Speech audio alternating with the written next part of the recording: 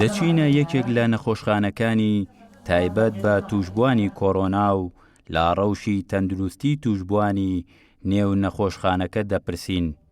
بەڕێوەبەری نەخۆشخانەی شەید دکتۆر ئاسۆ باز لەو مەترسیانە دەکات کە ڕوبەڕووی پزیشک و کارمەندانی تەندروستی دەبێتەوە و چۆن ئەمان لە ڕیزی پێشەوەی بەرگریکردن دژی ڤایرۆسی کۆڕۆنا دەجەنگن. نەخۆشەکانمان زۆربەی زۆریان بگرە هەر هەمویان پێویستیان بە ئۆکسیجینی دەستکرد هەیە، یان ئۆکسیجینیان لەسەر نەبێ نەخۆشەکان ئۆکسیجینیان نێنێ ناتوانن هەناسە بە تەواوەتی بن. ئەگەر ئۆکسیجینەکان لا برێ ژیانەکان ئەکەوێتە خەتەریاتەوە. لەسەر ئەوەشەوە نزیکی 25 بۆ 30 نەخۆشمانەیە لەژێر چاودێری وردایە. ئەوەی کە کارمەند و پزیشک کردویانە لەم نەخۆشخانانە لە هیچ شوێنێکی دنیا نەکراوە. بۆیە کارمەندمان هەبووە چۆتە سەرەوە هاتۆتە خوار و ئەگریا ئەڵێ من نازانم چی بکەم لەو نەخۆشانە، هەمویان وەزعیان خراپە، هەمویان باشنی، دەسەڵاتیشمانەیە چێ بۆ بکەین، ئەوەیە دەسەڵاتمانیە.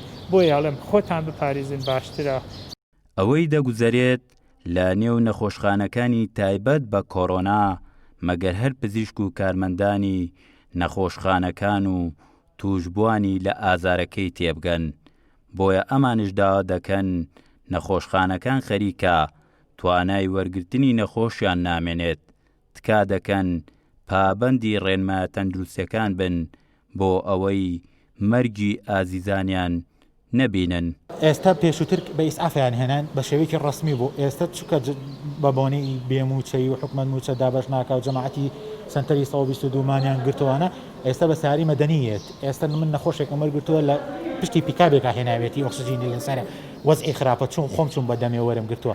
ئەمانە هەمووی مشکلن، ئەمانە هەموو کێشەمان بۆ دروستەکەن، ئەمانە هەمووی لە شێوە ڕسمی و لە شێوە علمیەکەی لایدا هەم زیانی زۆرە بێ بۆمان و هەم نەخۆشەکانیشمان زۆرە بێ، ئەوە بەڕاستی هەم زیانی جانیشمان زۆرە بێ.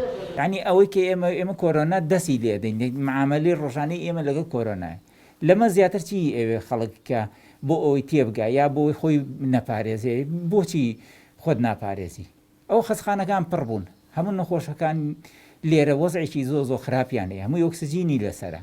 هیچی ئەوە نییە بتوانێت لە هەتاکو دەرگای مەسعەدەکە یا هەتاکو ناو دەرگای ژوورەکەی خۆی هیچی ئەوە نییە بڕوا بەڕێیا. لەمە خراپتر چیترە؟ ئیتر بۆ قەناعەت ناکە. لە نێو ئەو چوار نەخۆشخانەی کە تایبەت کرابوو بە توشبوانی ڤایرۆسی کۆڕۆنا لە ئێستادا لێوان لێو بوون لە نەخۆش و کەمترین توانای وەرگرتنی نەخۆشیان ماوە. پزیشک و کارمەندانی تەندروستیش داوا دەکەن پابەندی ڕێنمایە تەندروستیەکان بن بۆ ئەوەی گیانی ئازیزان و هاوڵاتیانیان پارێزراو بێت. شاخەوان عەبدوڵڵا، گەلی کوردستان، سلێمانی.